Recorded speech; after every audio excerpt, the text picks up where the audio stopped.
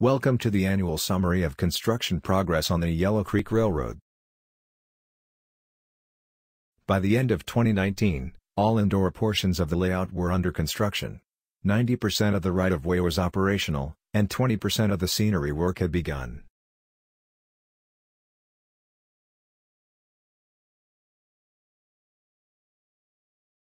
Here is an overall look at the railroad in January of 2020.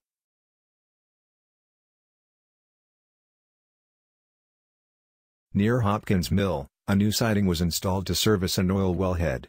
Nearby, a small control panel was installed. This panel will aid with mainline switching operations. Next, more plaster work was installed behind the Hawkbill Yard and Mount Douglas. Here again, I stapled chicken wire to the benchwork, then covered it with brawny shop towels dipped in hydrocal plaster.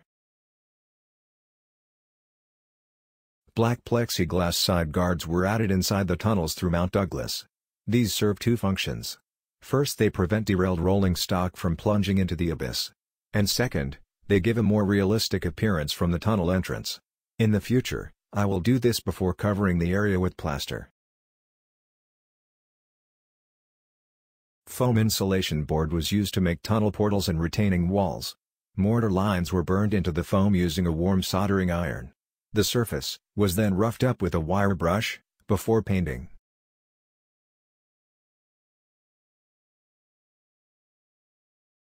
Overall, the layout was starting to take shape. So, it was time to take a break, and do some work in the shop.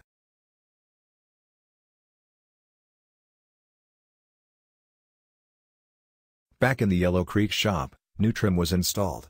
Then, final painting of the walls and floor were completed. With the walls and floor done, PVC ductwork was installed for a centralized dust collection system. Once connected to all of the tools, the dust collection system will replace 3 old shop vacs. This should reduce the dust carryover to the layout area. With the shop upgrades complete, it was back to Goat Canyon, and a missing bridge. I decided to use a trestle due to the sharp curve.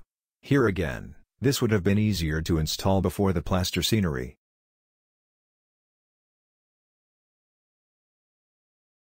Here, the trestle is installed, and plaster scenery filled in around the pilings. The first run over the new trestle goes off without a hitch.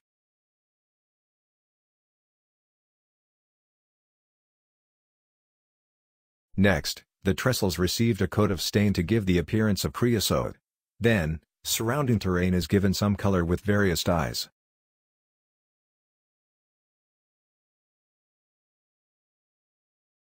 Being a firm believer that you cannot have too many trees, I found several good sales online. I temporarily placed the trees behind the bath area to create a backdrop. When running trains on battery power, the operator can follow the locomotive around the layout. When running on track power from a control panel, you lose sight of the train. To avoid unseen mishaps, I installed a 4-camera security system, with monitors at both control panels. The central hub and mouse were located below the Hawkbill Yard panel. Now, the operator can not only spot derailments, but also any careless visitors.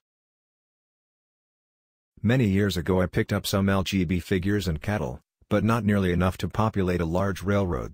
In several local department stores, I found selections of animals appropriate to G-scale.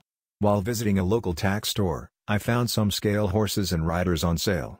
And, of course, there is always eBay, where most anything can be found.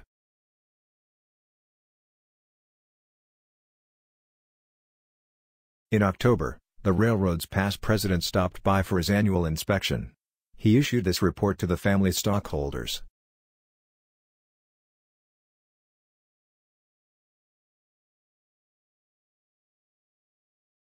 Here is an overall look at the railroad near the end of 2020. This is also the view from the control panels.